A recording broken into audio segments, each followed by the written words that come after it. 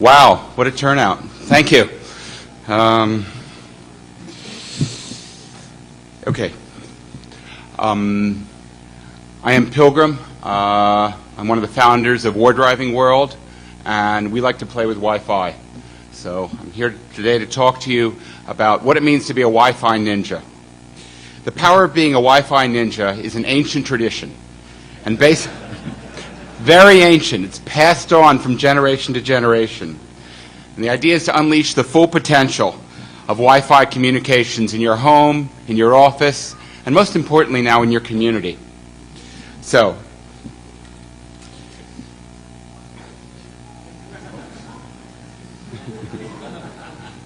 the Wi-Fi Ninja Code. First, determine the needs and objectives of what you're trying. Basically, you're walking in as a ninja into a situation. How do you solve the problem? Determine the needs and objectives. What are they trying to do? Are they trying to get Wi-Fi from one end of a house to another? Are they trying to bridge across a street? Are they trying to distribute it within a community? Next, never trust what the manufacturer says. You can always do a lot more with it. But you'll also probably get a little more noise than they expect. But there's a lot to be said for working it on your own. Next, decide what changes you're going to make to the existing setups. And you have to work within the limitations. That's important. Because sometimes you're working in Wi-Fi and you've got a free Wi-Fi hotspot, you're 1 mile down the road, but you don't have any control over the free Wi-Fi hotspot. All you have is control over your own client Wi-Fi side. So, and then the whole purpose being to spread Wi-Fi to be able to go longer distances with it and at greater speeds. And when I say longer distances, yes, I know at a previous DefCon they went out into the desert and they got about 120 miles out of Wi-Fi. We don't necessarily do that, but certainly we do several miles quite commonly. So I'm going to talk to you a little bit about some of the technology that you can use to do that. Okay. All right. So the first is, if you're a ninja, is to say, again, what is the situation? Because you need to find out, can I control both at the router side and at the client side, or the AP, or do I only have control over one of those entities? Okay. So once we know what we're trying to achieve, we can go off and say, what are we working with? Oh, no. Somehow we're not on the right slide. Oh, no.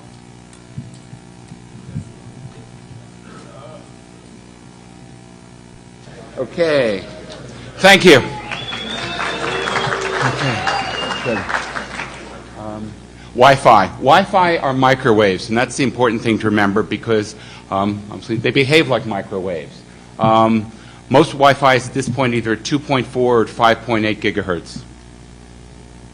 It's ideal for short range, point-to-point, and we can get a fair amount of bandwidth out of it. Unfortunately, it needs line of sight, or mostly line of sight, and that's important. That's what we're going to talk about a lot today. It prefers dry, arid climates. We can get miles out of a small setup with a very little antenna in the Arizona or the Nevada desert. You take that into San Francisco and you'll barely get 50 feet out of the same setup. Moisture is a big issue for it. Doesn't like rain or snow. Okay. The other issue is that the spectrum is crowded. Frequently we have customers come to us and say, I bought a new antenna and it doesn't improve performance at all. Frequently it's interference that is a bigger issue.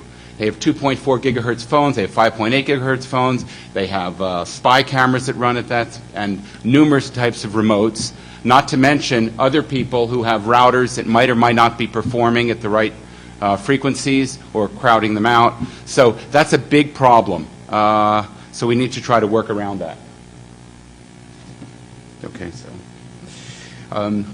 Okay, so yes, no, that's okay. Sorry, we went a little quick. Okay. The first thing you need to do is to say, how much power do we need? Okay? Power in Wi-Fi is measured in what we call dBm.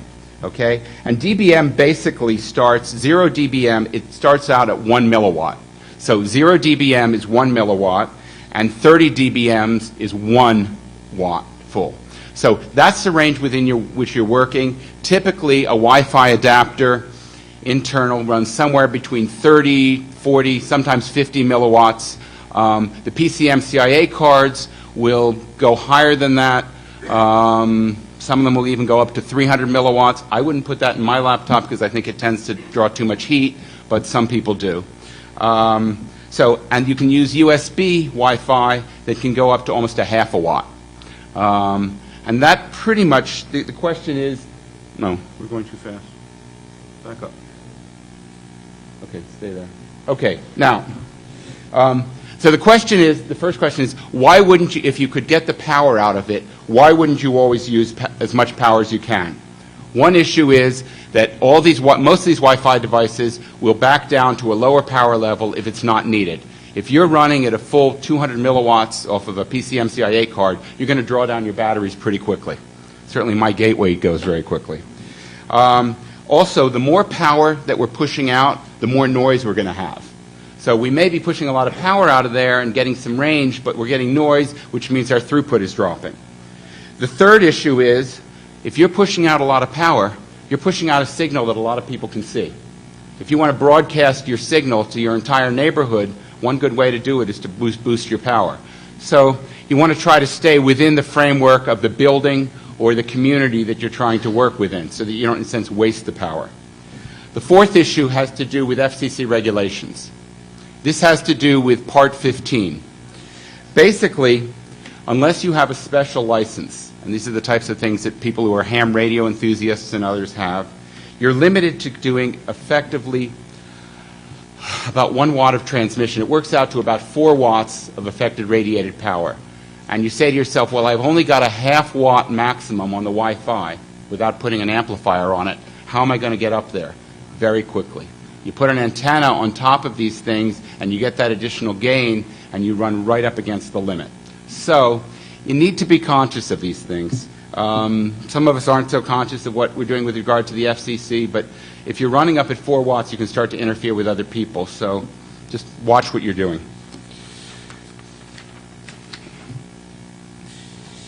So the question is, how do you get there? Oh, well, this is my cartoon about what happens if you've got a lot of power coming out. I don't know if you can read it, but everybody can find a hot spot. Okay. So how are we going to get there? And that's the question. So one of the first things we need to know about are cables. Now I'm going to dwell on this, not as much on antenna construction, which I'll get to at the end, as much how you use these antennas to start with. And I did this because we've been selling, we sell a few hundred of the large antennas a month, and we sell a lot more of smaller antennas a month at War Driving World and our other websites. And one of the most common problems we have is that people don't use the equipment properly.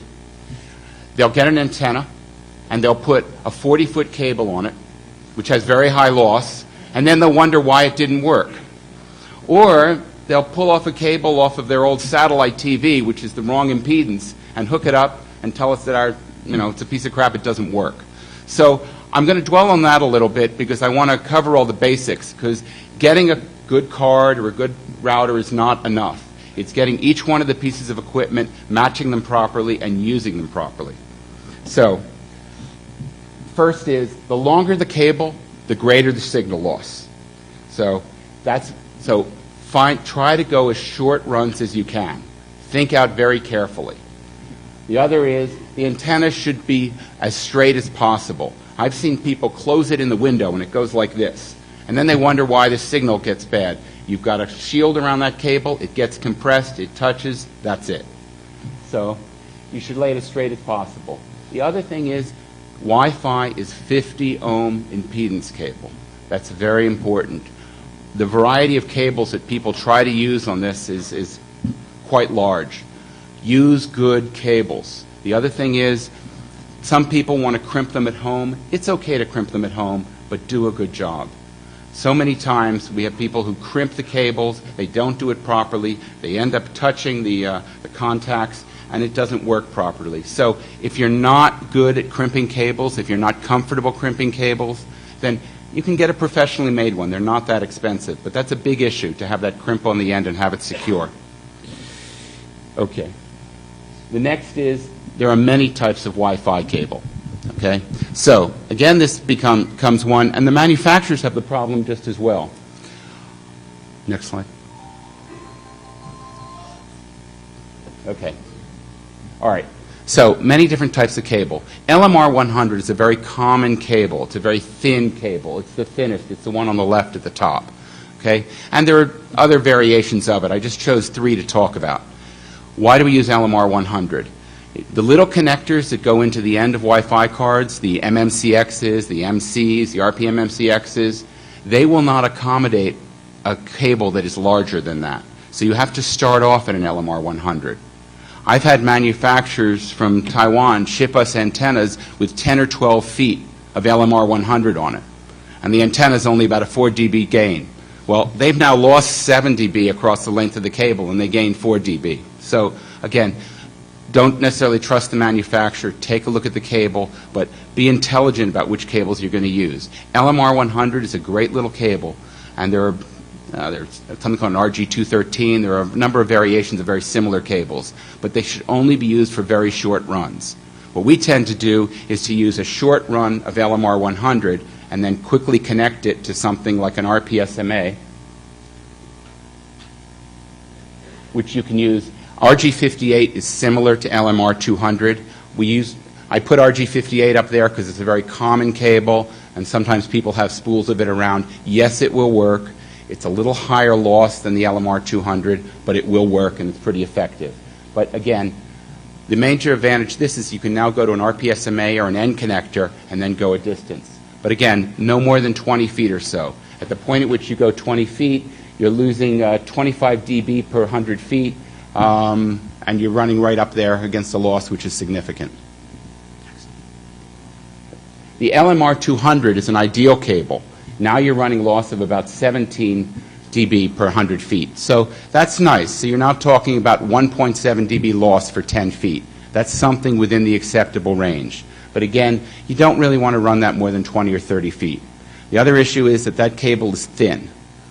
They make cables that are fit for plenum. I don't think they make an LMR 200 that's buried, but I've seen people bury it. But again, it's not as heavy-duty a cable. I would use that inside. I wouldn't use it outside. And certainly if you're running an antenna out on your roof, you're going to want some cable. Next. LMR 400 and the variations. This is a great cable. Yes, it's heavy. Yes, it's thick. Yes, it's not very flexible. It doesn't bend. But it's very low loss. Look at what we're talking about. We're talking about a 7 dB loss. So we're talking about a cable from the first cable we looked at to this of something that's, what, about a seventh of it? So that's something you can use for much longer runs. We sell a lot of marine Wi-Fi kits, and people will run this, from inside the boat up a mast of a sailboat, and they'll run 25 or 30 meters. There's not a problem. 5 minutes what? I'm sorry? I have 5 more minutes? Oh. Really? Oh, okay. Okay. I had a 50-minute talk.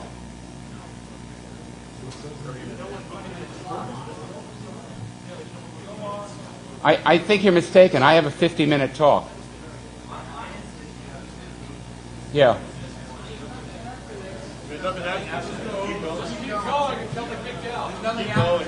Okay, so, all right, let's go on. Next slide. Use LMR 400. It's a great cable. Okay, all right. Here's my trivia question, and if somebody gets it right, I've got a 15 dBi panel antenna for you. So, does anybody know what RPTNC stands for? I'm sorry? No. Well, you know the RP. The RP is reverse polarity. Anybody? No. Interesting. Okay. Next slide. Okay. All right. RPTNC basically was named after the two gentlemen, one of whom actually invented the N connector. The other man invented the C connector. Together they invented something called a BNC. You're all familiar with the BNC. So the BNC then became threaded later and became known as a TNC. So they actually stand for something. But that's my trivia question, so I guess I get to keep the antenna. Okay, next. Okay. Why are there so many different... we're going right into this. Okay, since I don't know how much time I have, I think I'm going to flip into this. Okay. We have, I'm going to skip this and do this quick. Screw the man. Okay, yeah. Okay. All right, let's hold at this. There's nobody after me. Okay, good. All right. So we have many different connectors, and people often ask me, why do we have all these different connectors? Okay, one is it has to do with FCC rules. There was a time when FCC was very concerned about approving antennas and matching them up with Wi-Fi devices. What they did in this case was to require that manufacturers have unique connectors. So if somebody had a TNC, Cisco came up with an RPTNC, so that each one had a unique one. That rule, I think, is still on the FCC books, but it's been relaxed a lot. So at this point, there's interchangeability, and there are a number of common connectors. Okay, so we've got the issue of power. We've also got the issue of receive sensitivity. It doesn't do any good for you to be able to transmit a signal if you can't then, when it comes back from the router or the other access point that you're going to, receive it. So receive sensitivity becomes important. Receive sensitivity is measured in dBm, but it's measured in minus dBm. So basically, a typical card may be about minus 89 dBm. Okay? If you find a card that is minus 91, minus 92 dBm, that's a better card in terms of receive sensitivity. Every 3 dBm is 1 power. So if you have a card which is a minus 89 dBm, and then you have a card which is a minus 92 dBm, that is 1 power greater. 3 more dBm and you're going 2 power greater. So that's something when you look at a Wi-Fi device, when you look at a router, an access point, a card, it's not only important to look at the power. People often call me and say, I want a 300-watt card. It's not only about the power. You have to have both sides of the equation. So receive sensitivity becomes important. There are basically 2 types of antennas. There's your omnidirectional antennas, and then your directional antennas. And basically all of the antennas fall into those 2 categories. So directivity basically is the ability to take your signal and put it in only one beam, one area. And how wide that beam is how directional it is. And I explained that it has to do with increased gain in that area. Imagine if you have a regular incandescent light bulb. That's an omnidirectional antenna. The light goes out in all directions. But if you have a 100-watt bulb, really in any one direction you're only getting a fraction of that wattage, maybe 30 or 40 watts in any one direction. That's an omnidirectional antenna. Having a floodlight where you're going in a focus or a spotlight, you're getting the same 100 watts, but you're getting it in one place, and it's much brighter. That's what a directional antenna is. So if, let's say, some of the antennas, let's say we sell at the booth are plus 9 dBi, that's again 3 power, they're about 15-inch tall omnidirectionals. They're great antennas, but in any one direction you're only getting about 4 dBi. So if we have another antenna that's 8.5 dBis, but in one direction, in a 30-degree beam. That's a whole different cat, and that will give you a lot longer range. So when you're going to look for an antenna, decide what you're trying to do. Do you want an omnidirectional or directional? Most people take their routers and their access points and they put them up against an outside wall. And when you do that, you're wasting the back of that antenna. So, interesting question. How do you take an omnidirectional antenna and make it directional? This is an example of 2. Basically, I sometimes tell people, take a sheet of tin foil and just tape it on the wall behind your router. You'll probably reflect 30 or 40% of the signal forward. And that's going to make a big difference. But the best thing is to make a parabola. I'm not going to go through the formulas for it because it also depends on the antenna, but you can certainly Google it for different types of omnidirectionals.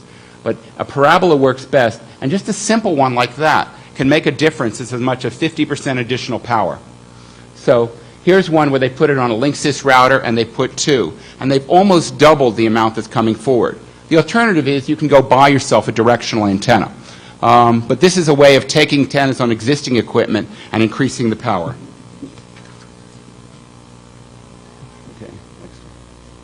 Okay, so PCMCIA versus USB. We didn't used to have very good USB Wi-Fi adapters. That's changed. So PCMCIA cards are great cards. It's a nice form factor. It fits inside the laptop. You don't have to take it out to put it in a case. It's very compact. But you are going to run into a few issues. It certainly draws the battery power. There's certainly an issue of heat there. And there's also some issue in terms of compatibility, particularly today where we have machines using express cards. We have the Macintosh, and we have a variety of operating systems which may or may not work with these cards. So people are starting to use USB. The other disadvantage of the small cards is that they require a little teeny antenna connector. Remember, we're talking about that LMR 100 cable. So if you use a PCMCIA card, it's great, but you've got this little fragile connector on the end. And as much as we try, they do break off. We get a few of them back every month that we have to, take back and send back to the manufacturer. So the nice thing about a USB adapter is that you can work with an RPSMA connector. That's probably the most common connector used at this point. It's the standard on D-Link, and at this point, Linksys is going over to it too, US Robotics, Netgear. So it's an excellent connector. So you've got that advantage, and you've also got an advantage in terms of compatibility. But again, what your application is really going to say a lot about which one you choose.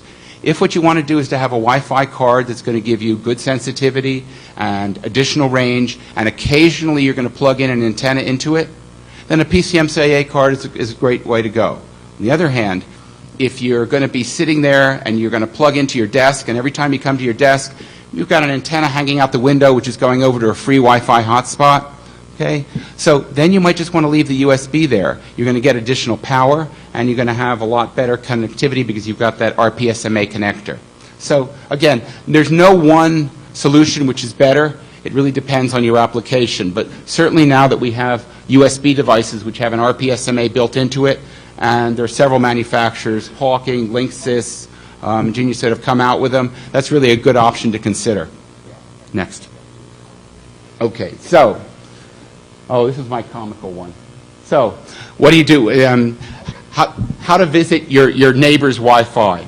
And that's really, so, I have basically, you have to take a look when you match up antennas at polarization.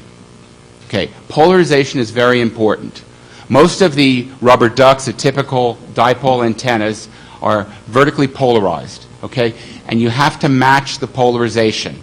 That's important. Some people, you come and you find them, they've got the two antennas of the Linksys like this. That's not going to work generally.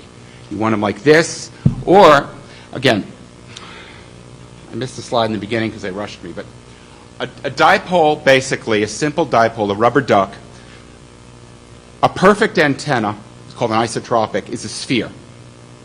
When you take it and you put additional gain and you put a simple dipole, you take that beach ball and you sit on it. Now it becomes almost like a donut. So by increasing the gain, you've lowered the height of the signal, but you've increased the width. And that's why when you have a dipole on the top of something like a router, you're going to get additional range room to room. That is horizontal. But the more you increase the gain, the more someone's sitting on that beach ball, that donut, and squeezing it. So that's very important to think about in terms of the way an antenna operates. People go and they say, I want to go war driving. Do you have an 18 dBi antenna I can put on top of the car? I don't have one. I have one close to it. But I say, the problem you're going to run into with that is, if you're war driving in an urban area, you're not going to get above the first floor. Because the way that signal's been squashed, you have a very narrow donut that goes long. On the other hand, you'll be able to receive something pretty far away, but you won't be able to get up to any signals that are on the second floor, or if you happen to be in a valley, you're not going to be able to get up to anything on the hill. So frequently, when you're trying to get that additional vertical distance, instead of putting a high gain antenna, you'll put a low gain antenna. And that's a hard concept for some people to grasp, that sometimes a lower gain antenna is a better solution. Let me go back to polarity. Polarity, you either have vertical polarity, you have horizontal polarity, and you also have circular polarity. It's very important to match the polarity. When you go and you put up a router and you put in a laptop and you're not getting the correct signal, it's not strong enough, you need to do is to take the antenna and rotate it on its axis very slowly. you will eventually match the two in polarity. And that's important. Without matching the two, you're really going to have a much lower efficiency antenna. The other thing is, if you're using that dipole that I was talking about, and you've got that squash donut, if what you're trying to achieve is not additional range, but you've got a two-floor house, and that's quite a common problem, and that you want to go to the upstairs bedroom, but you can't reach it, there's nothing wrong with putting the antennas parallel to the ground. By doing so, you'll end up pushing the signal up. You won't have as much range on a horizontal axis, but you'll have additional range on a vertical axis. So placement of antenna becomes a very important thing, and you have to look and say, how am I using my antenna? So when I take a look at putting an antenna out there, what do I consider? One, the distance required. How far am I trying to go? The position. Make sure that the two antennas are polarized in the same way. Then you have to look at the type of terrain and the foliage. Are there buildings between it? Are there walls? Are there fences? And then you have to look at the height of the antenna above ground level. The higher you put the antenna, the better performance you'll see. And then again, keep remembering about the length of the cable and the type of cable you're using. So always try different locations. Don't give up on an antenna. Frequently what you'll find is if you point it out one window, your signal is weak, you can elevate it 3 feet and you'll just get over that source of interference and get it. People just think that they can just put it out there, it's like a TV antenna, it's going to receive. No. Wi-Fi is a lot more sensitive and a lot more directional. But if you can look at what you're going through and you say, I'm going to go through a tree, you can go through a tree. You just have to have enough power. From our experience, you lose about 2 dBi going through a sheetrock wall. You lose about 6 dBi trying to go through a brick wall. And you may lose a few dBi trying to go through some tree branches, as long as it's not a big sequoia. So, yes, we need line of sight, but you can also go through obstacles. That's when you need the additional power. So, again, think about carefully what you're trying to do, and you can choose the proper equipment.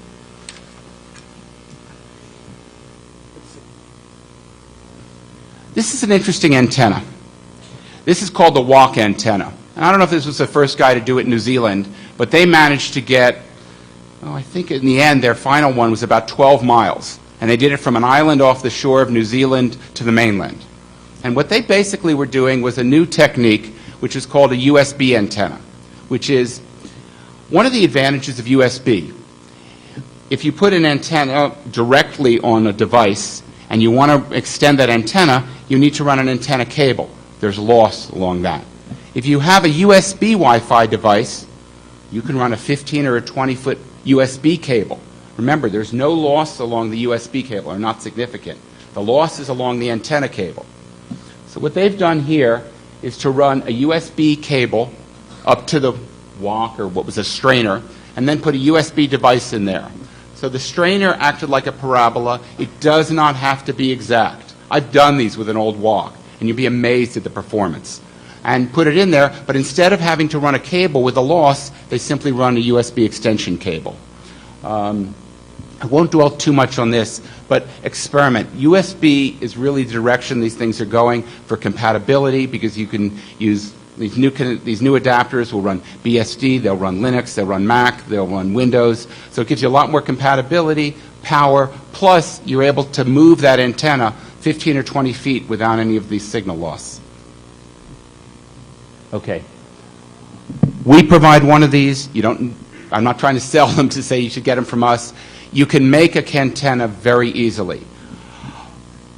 The commercial antennas that are out there, I don't recommend. We used to sell them. We finally took one into a lab about 6 months ago, and they were advertising that they were at about 12 dBi. We measured them, and they were barely 6 to 7 dBi, depending on which one we put in there. You can get a lot better performance by building your own. All you need is an N connector, an RPSMA connector, a TNC connector. You could probably even use a cork and a piece of copper wire. The important thing is the placement of the dipole and the length of the dipole. It's a very effective waveguide antenna. Basically, you're just shooting it in a can and going directional, and it's not hard to build an antenna like that that's going to get 10 or 12 dBi. Remember, 12 dBi. Every 3 dBi is 1 power. So now you're going to improve the signal 4 times. That's a big, significant difference. So you're talking about something, if you've got a little adapter that's pushing out 50 watts, by the time you're done with this, you're at 150 to 200 milliwatts. That's already quite a powerful Wi-Fi device. Biquad. Biquads are a little on the newer side. Again, all microwave antennas that we're using were all designed in the 50s, when microwaves were big and the Air Force was using them, and some of them were even designed earlier. But a biquad is basically two squares. It acts as a directional antenna. It's lower on the noise than the cantenna, and it's a very nice project to make. It takes about an hour to make in your kitchen, and there's some nice things you can do with this. One, it's a great antenna. Two, we have people that are taking, you've got those old dish TV, the old Prime Star dishes, put it on the end. You've got an antenna which is probably doing about 8 dB. You're pushing it into that, and you're all of a sudden up there at 30 or 40 dBi. So now we're talking about way over the FCC limit. With a nice adapter, you're probably up there somewhere between 4 to 6 watts. Okay? Now, mind you, when you're up there at 1 watt, you're getting a mile without any problem. So when you're up there at 4 to 6 watts, even in a place like San Francisco where the air is very humid, you're still getting many miles. So you can really play with the Wi-Fi and with some very simple devices and get very extended range.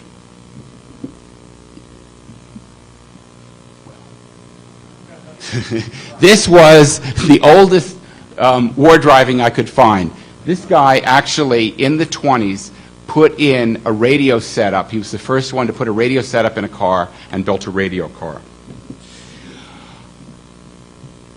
Because I skipped over this, I kind of went out of range, but I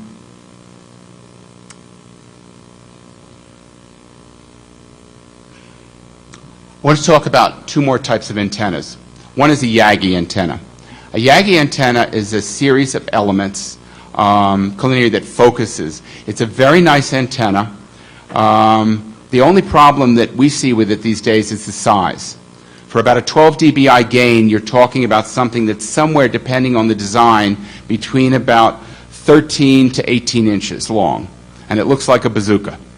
And we traveled with one through an airport, and it didn't make it. So, you know, Yagis are great antennas. I happen to like them if you're going to mount them on a roof. They work really well for point-to-point. That's what they were made for in Wi-Fi. So basically, people were using them instead of having the telephone company lay a piece of cable under a street to go from building to building. They put a Yagi on each end.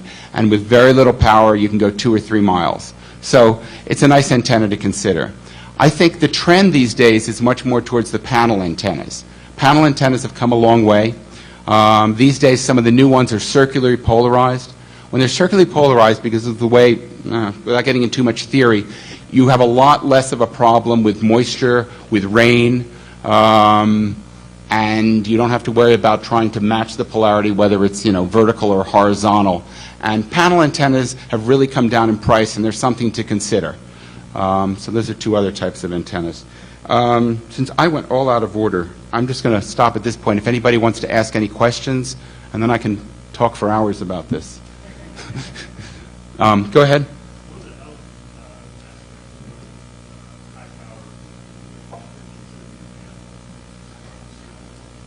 You might be able to boil water for tea. No, I mean, I wouldn't put it up against your ear. I'm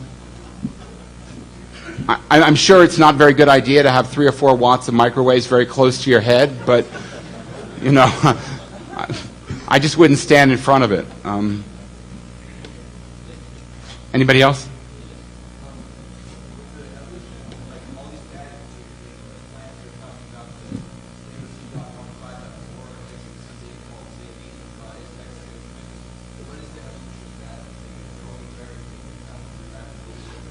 I think you have too much of an invested body where we are. When 802.11g came out, people were telling me, they were dumping their inventory of 802.11b devices. So I bought a lot of them up, a lot of antennas, a lot of cards. I'll tell you something, a lot of people still using 802.11b. N came out, they said people would drop G. I mean, it's nice to have a faster system, and certainly at some point people transition over. But there are plenty of people satisfied with just being able to get Wi-Fi access at 802.11b. So at present, I don't see that much of a difference. In black? Yes. It was up there. Did you get it on your own, or was it up from there? Yes. Oh, okay. Well, we put up the answer just afterwards. Yes. Oh, okay. All right. Then you get it. It's yours. Here. This is a 15 dBi panel with about a 30-degree beam. Go ahead in the orange.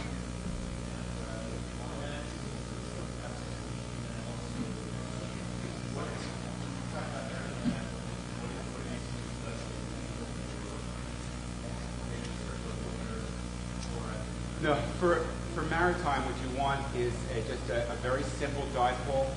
You want the gain somewhere in the range of about 9 to 14 dBi, and you want it up as high on the mast as you can, and as far away from the other antennas and the radar as you can.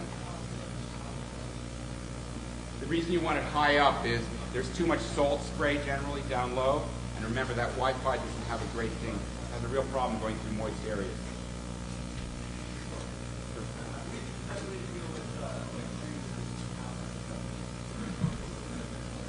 Try to get above them. If you can't get above them, work with as much power as you can.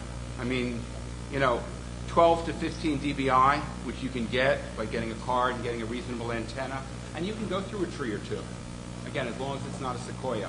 Because remember, by the time you get to the tree, sorry. By the time you get to the tree, okay, when you've got an antenna which has a 30-degree beam, okay, that tree is only taking up maybe, 5% or 10% of the beam. So you can certainly get through. You just have some resistance. The trouble is if the tree is right outside your window, then that's a big problem. Any other? Yep. What's the range you've ever got out of a Pringles can document? You know what? I really haven't gone for long distances. Certainly at about a mile, I kind of get bored. We start walking and come back, but certainly a mile is no problem. I mean, it depends. I'm down in Florida where it's very humid. If I were out in Arizona, I'm sure I would get much longer distances than that. We got Bluetooth at over a mile. So, yes. People who change their settings all the time, is there like a chart or anything that you find in the matrix that kind of helps you under different conditions, what you might want to change to, or details or tables or anything that might be acceptable? I'm not sure there's a table, but it's a good thought. I might try to come up with one. It's not an easy one. Again, I don't try to push it. I mean, if you've got a local supplier that can get you the cables, I want to push people to get professionally made cables because they're not that expensive at this point, and it makes a big difference. Anybody else? Yes. Well, most of the antennas are tuned for channel 6. That's generally going to be the highest performance, but it's also the most common one used, and that's one of the sources of interference. So one of the first things I tell people when you're having problems, you put in a new antenna and you don't see any change, is try changing the channel. Go to 2, go to 3. Most people take these routers out of the box and they just plug them in, and whatever the default channel is, they grab it. So generally the antennas are peak at 6, but with the interference, you may be better off on another channel. Anybody else?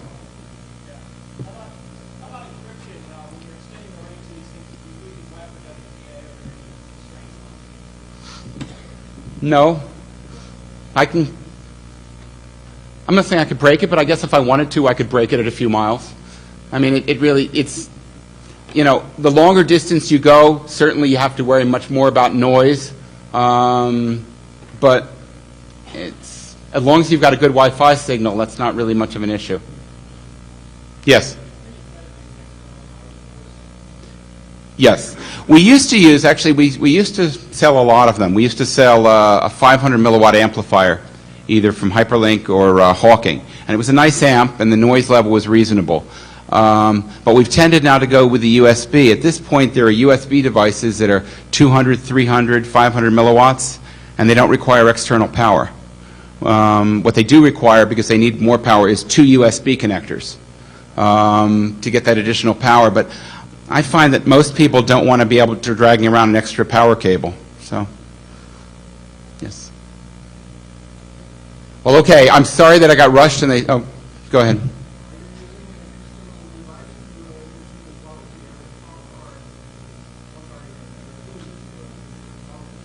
To measure power, we have a friend with a lab in Miami, so we measure it in a special room. Outside, there's a little device which we use sometimes called Wi-Fi Spy. I don't know if you've seen it, a little USB device. Try to measure noise with an Ornaco. I mean, again, we're probably pretty much approximating it. Anybody else? Yeah. I'm sorry, I can't see over there. Go ahead. In any of your discussions, you mentioned a range over 100 miles. Do you know what the statistics about that? Yes. It was 2 years ago at DefCon, and there were several young boys. As a matter of fact, their father had to drive them out there because none of them were old enough to drive. And they brought with them a 5-foot dish on the back of a trailer. And they were putting out no more than 40 or 50 milliwatts, but they were doing it across the desert. And the problem was, so someone then asked them when they came into the DEF CON thing, they said, how far, in the desert in Nevada did you get? And they said, we didn't. People looked down. They said, no, we were in Arizona. Everybody expected them. The last record set was 50-some-odd miles, and they went 120 miles. So, again, point to point in a very dry environment with a nice big antenna. You can start off with a little power and a big antenna, or you can start off with a lot of power and a smaller antenna. They won a big prize. I think this was 2 years ago. If you go back on the DEF CON website, you'll find it. But that was pretty impressive, 120 miles. Yes? Yeah, well. Yeah. Anybody else? Any general questions about Wi-Fi? Go ahead. Out-of-the-box router, the best way to improve it is first see if you can make it directional. That is, if you're going to put it up against a wall, build a little reflector out of it, or put a piece of tin foil behind it on the wall, and you'll project it forward, and you'll probably see 40 or 50% increase. If that doesn't work, or you need additional thing, replace those two antennas. It's not that expensive. If you need directional, and you've got a single beam, let's say you're trying to get it down. People typically, this guy has a barn he uses as an office, and he's got his Wi-Fi in his house. Build a antenna, hook it up to your router, and point it out there. You can get a nice half mile from most routers without any problem. Yes?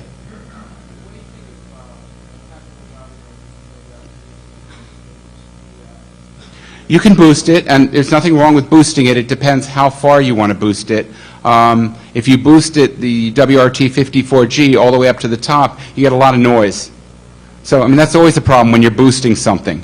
It's like magnifying something. Every little detail on the photograph, every little speck of dust suddenly becomes amplified. So, I haven't damaged one. You might be able to. I'm sure if you tried. Yeah. I've certainly, added 30% or so to the power, and it's been effective without too much noise. So, yes, I can't see. So, anybody else? I can't see. Yes, go ahead. Just speak up.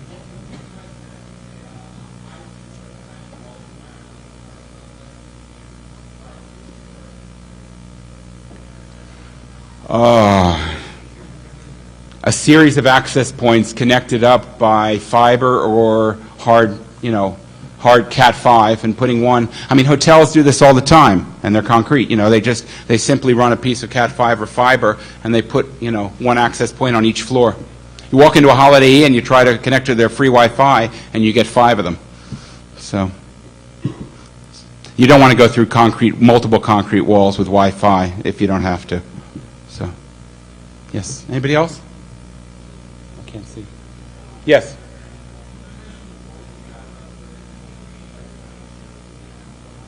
Yes.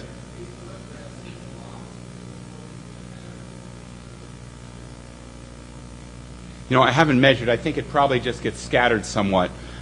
Anything coming directly back is reflecting forward. Anything coming off the side, I'd have to draw out the diagrams, but you're just losing it. I mean, but most people, I mean, so many people, I don't know, how many of you have your router up against a wall, right? And do you need the router on the other side of the wall? Probably not. So just when you go home, put a sheet of aluminum foil and tape it up against the wall, and you'll always remember me and Pilgrim and that I helped you. So, great. Thank you very much.